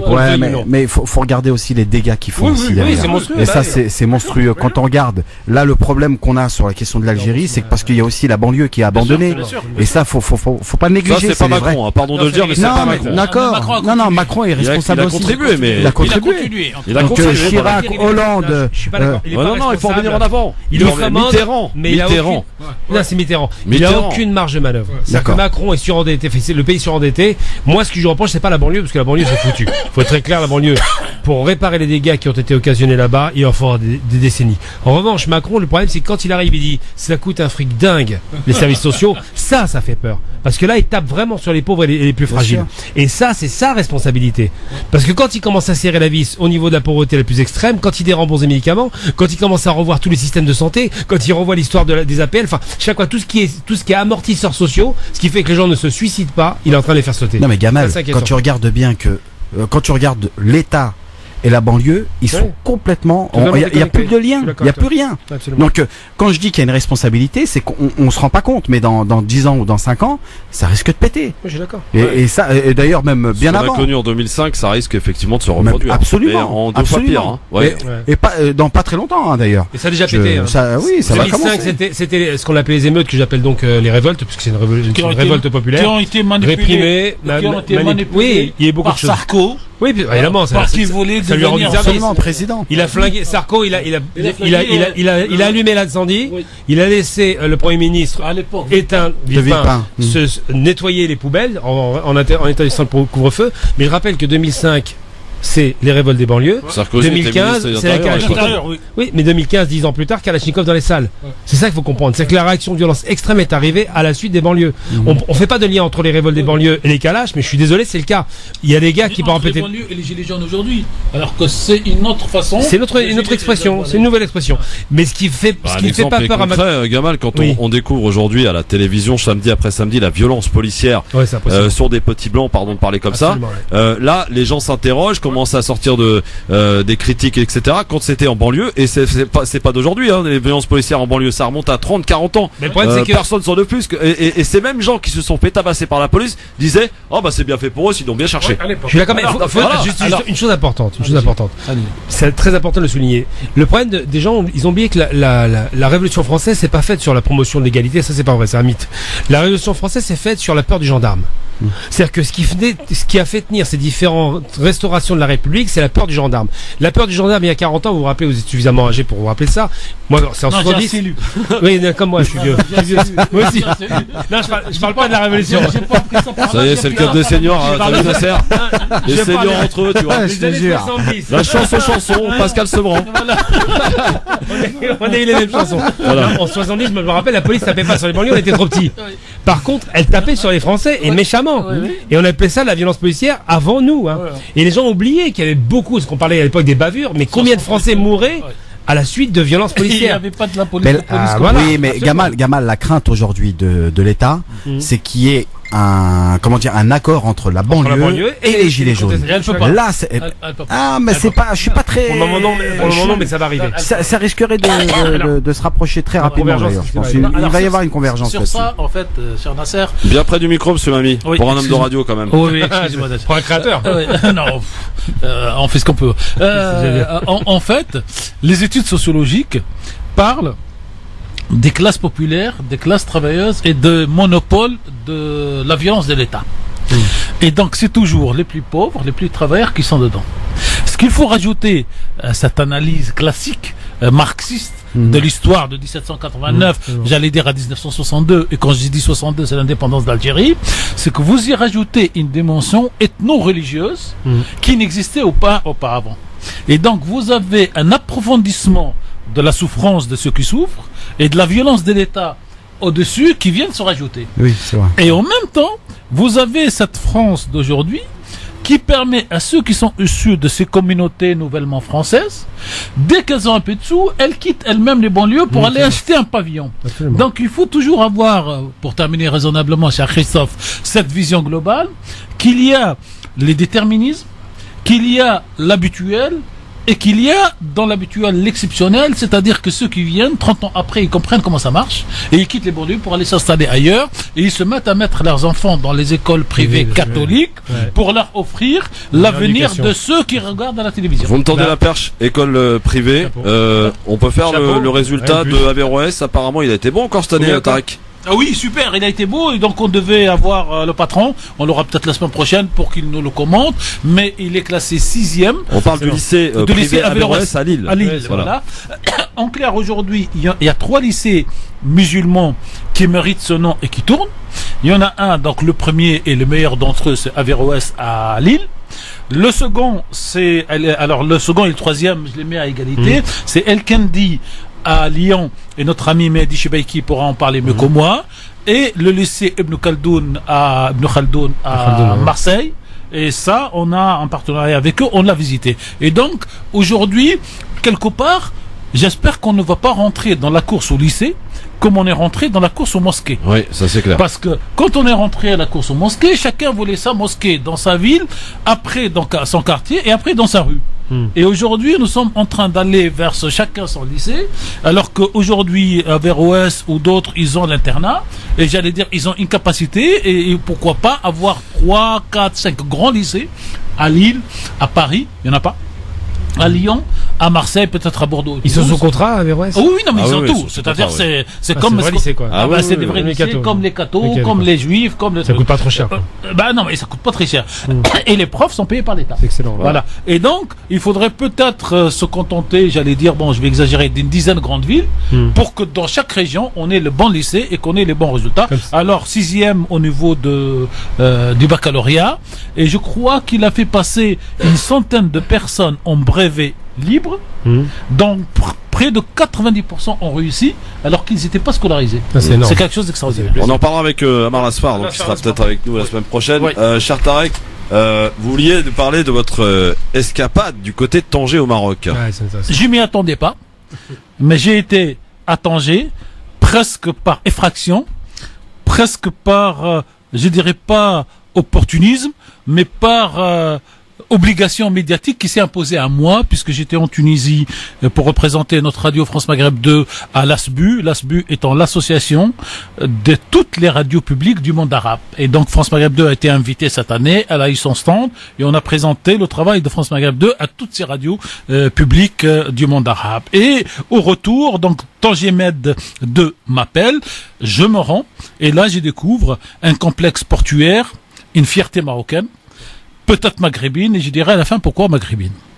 Alors, il se trouve que quand je débarque à Tanger, il y a une nuée de journalistes qui débarquent en même temps, en gros une centaine, radio, télévision, presse écrite, web, qui viennent de partout dans le monde. Il se trouve que quand on est sur place, le Maroc joue donc son fameux match de la CAN et se fait éliminer. Et comme l'accident de Montpellier hier, tous ceux que je rencontre, plus les réseaux sociaux, parlent plus de la défaite du match que de l'inauguration de Med 2, qui est le port. Ils viennent de l'inaugurer, Med 2 Hein? Ils viennent d'inaugurer Oui, Med 2 oui, c'est l'extension. C'est l'extension. Ouais. Alors, et quand on découvre Tanger, alors on va découvrir quelque chose qui nous faisait rigoler, nous, sur le monde arabe et sur les promesses des présidents et des rois. Il se trouve que le roi du Maroc a fait un discours le 17 février 2003 pour dire qu'il voulait faire de cette région un développement régional intégré à la réalité donc du monde pour qu'elle puisse concurrencer les autres ports. Tout le monde a rigolé et dit bon, on a l'habitude d'écouter les rois, les souverains et les présidents parler de ça. Et quand on va donc en 2019, en clair, les travaux ont commencé en 2007, donc au moins d'une décennie, on se retrouve avec quelque chose d'extraordinaire, avec, on a eu droit donc à la projection de films de réalisation, nous avons visité les installations, nous avons pu effectuer des interviews de différentes personnalités, et nous découvrons effectivement ce qu'on pourrait appeler facilement une réalisation qui fait la fierté des Marocains, puisque le discours des rois de 2003 est devenu une réalité en 2019. Et ça, c'est très rare dans le monde arabe et dans le monde dit musulman. Et donc, c'est assez rare pour qu'on puisse, j'allais dire, lui rendre hommage. Peut-être pas au roi, mais au peuple marocain qui a fait donc tous ensemble ce travail. Et aujourd'hui, donc, vous avez un pays et une ville, Tanger, qui dessert, qui est connecté à 186 ports à travers le monde, qui touche 77 pays, qui devient le premier port de la Méditerranée. Elle déclasse El Jaziras. La première port en Afrique, et il déclasse Durban en Afrique du Sud, et il dépasse donc le nombre de bateaux à conteneurs qui traversent le canal de Suez. Et aujourd'hui, donc, c'est un hub logistique mondial qui est situé sur le droit de Gibraltar. Il y a 14 km de l'Europe. Il a la croisée des routes maritimes donc majeures entre l'Est, l'Ouest, le Nord et le Sud. Et il relie dorénavant tout ce qui traverse l'océan Atlantique et la Méditerranée, et donc les continents américains, européens, africains et l'Asie. Mon article sur le site de France Maghreb 2 donc détaille, mais je donnerai les 3 chiffres les plus importants. C'est le premier port de la région, le premier port de la Méditerranée, le premier port d'Afrique, 75 000 emplois créés sur place, 700 000 camions-tirs, projection de 7 millions de passagers, 400 000 mètres carrés de surface couverte et une centaine de sociétés internationales installées, Renault et autres, et il est co-géré avec le premier armateur du monde, la société nordique Maersk. Merci Tarek, à retrouver en détail sur le site www.francemaghreb2.fr. Et je termine, cher Christophe, en disant c'est peut-être une fierté maghrébine. Imaginez une sérénité politique dans cette région. Ce serait magnifique. Est-ce que ces pays seraient capables de faire tous ensemble? Je vous mets face à face dans un instant pour le quiz. France Maghreb 2, France Maghreb 2. Le grand forum pour les quelques dernières minutes qui nous restent avec aujourd'hui Gamal Abina, Tarek Mami et Nasser Lajili. C'est l'heure du quiz, messieurs dames. C'est parti, j'ai pas beaucoup de questions, j'en ai 5. Ah bon? Et ça va être rapide et franchement elles sont... Bon. Non, elle est pas là, Audrey. Alors, première question que je vous pose. Citez-moi au moins 2 pays qui ont obtenu leur indépendance de la France le 12 juillet 1960. Bénin. Alors attends, Bénin Et Côte d'Ivoire peut-être. Côte d'Ivoire, je dis oui. Bénin, je dis non. Non, alors Bénin... 12 juillet 60. Ouais. Le Tchad. Le Tchad. Voilà. Côte d'Ivoire, Tchad. Je pensais à l'ancien Dahomey. Je sais pas. Exact. Non, vous avez raison. C'est ça? Ouais, il y a Dahomey. Parce que Il je y a pensais à l'ancien Dahomey, mais comme je sais la plus- Haute-Volta aussi. Burkina Faso. Voilà, comment je sais plus comment Il y a le Congo. La Centrafrique. Ben Ali.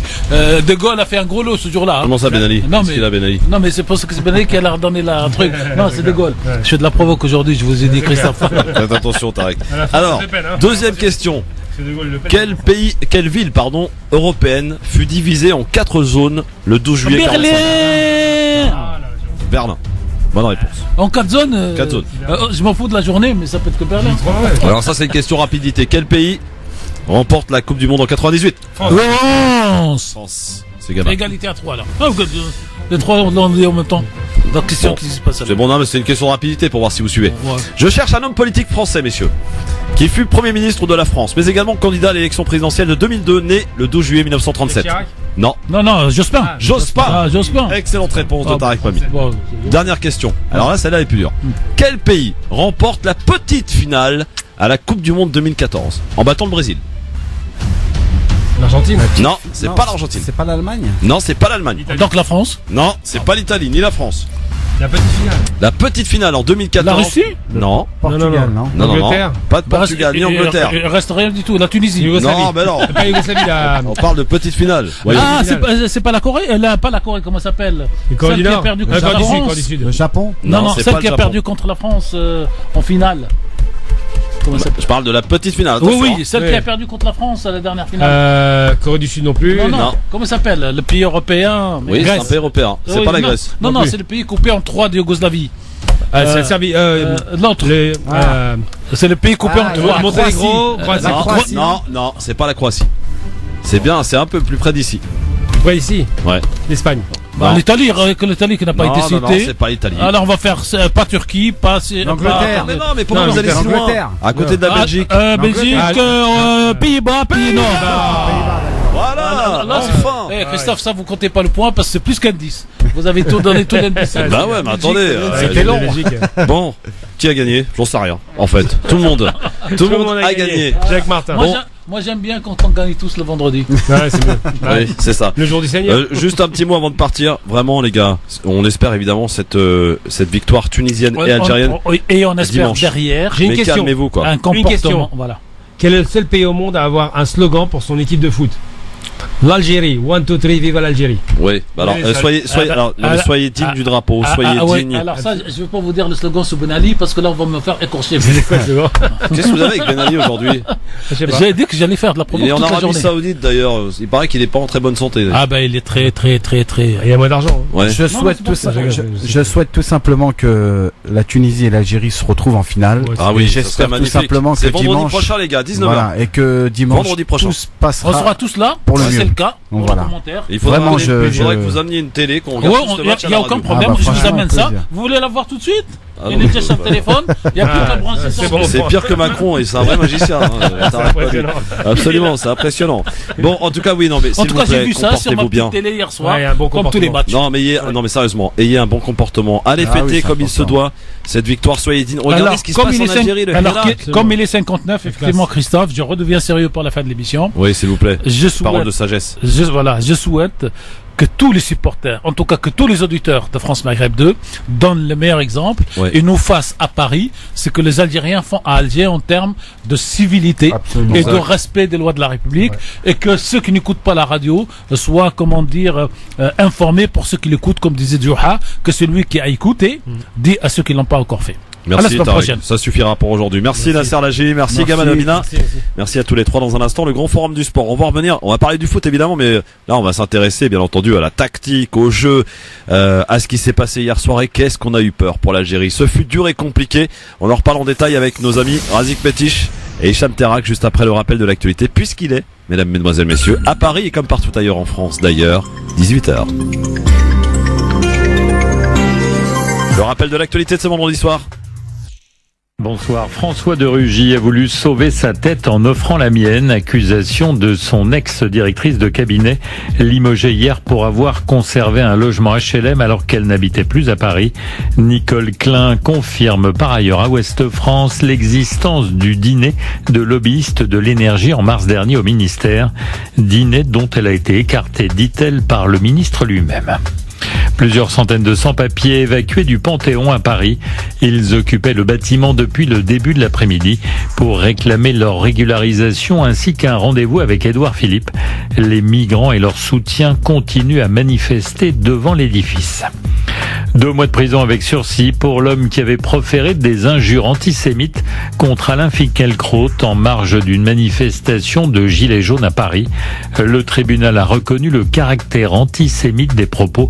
Le philosophe n'avait pas porté plainte. 86,5%, c'est le taux de réussite au brevet cette année. Chiffre dévoilé par le ministère de l'Éducation nationale. 703 300 candidats ont été admis. Le taux de réussite est en baisse de 0,6% par rapport à l'an dernier. Un tableau volé en France en 1973 réapparaît en Allemagne. Ce tableau de Théodore Chassériau avait été volé dans une église à Marcoussis en région parisienne. 46 ans plus tard, un expert a découvert qu'il allait être mis aux enchères à Wiesbaden. Le vendeur a expliqué qu'il avait hérité de la toile et il a accepté de la rendre à son propriétaire. Enfin, la qualification de Novak Djokovic pour la finale de Wimbledon. Le numéro 1 mondial a battu l'Espagnol Roberto Bautista en 4-7. Il affrontera dimanche le vainqueur de l'autre demi-finale qui oppose Roger Federer à Rafael Nadal. Le match vient de débuter. Bonne fin de journée à tous. France Maghreb 2, service, info, musique, divertissement. France Maghreb 2. France Maghreb 2.